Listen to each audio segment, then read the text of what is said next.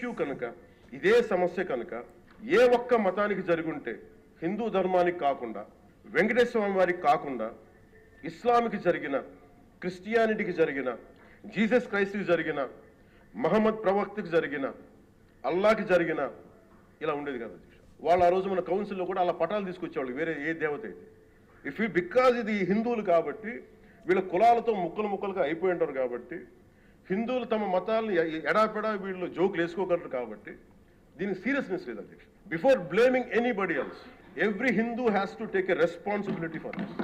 Every Hindu, ఎవరైతే దోషులు ఉన్నారో వాళ్ళకి శిక్ష పడాల్సిందే. మీరు ఎవరన్నా సరే రేపొద్దున్న నుంచి మీరు వెళ్ళి తిరుమలలో వెంకటేశ్వర స్వామిని దర్శించుకున్నప్పుడు, ఆ నిలువెత్తు స్వామివారిని చూసినప్పుడు మీకు గిల్ట్ కలగకపోతే మీరు చూడండి. ఎందుకంటే ఆయన కళ్ళలోకి చూసినప్పుడు మీరు ఇన్ని తప్పులు చేసేవాళ్ళు మేము వెనకేసుకొస్తున్నామని ఎవరన్నా మాట్లాడితే ఆ పాపం వాళ్ళకే కాదు, వాళ్ళకు కూడా చుట్టుకుంటుంది. ఇది ఖచ్చితంగా దీన్ని ఎక్కడో చోట దీనికి ఒక లాజికల్ కన్క్లూజన్ అయితే పట్టుకెళ్ళదు. దోషులకి శిక్ష పడాల్సిందే. ఎందుకంటే ఇది ఇక్కడతో ఆగకపోతే ఇది ఒక పరంపర అయిపోతుంది.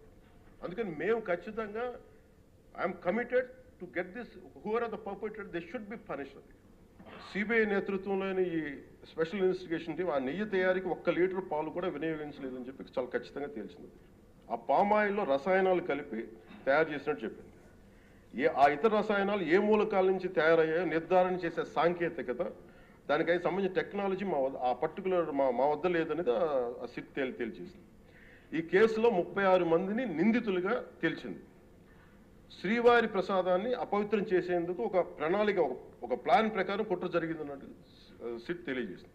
1924 మధ్య 11 కోట్ల మంది భక్తులను శ్రీవారిని దర్శించుకుంటే ఆ కాలంలో మొత్తం 48 కోట్ల లడ్డు ప్రసాదాలు విక్రయం జరిగింది. దాంట్లో సుమారు 20 కోట్ల లడ్డూలు నకిలీ నెయ్యితో తయారయ్యాయని చెప్పి టీటీడీ రికార్డ్స్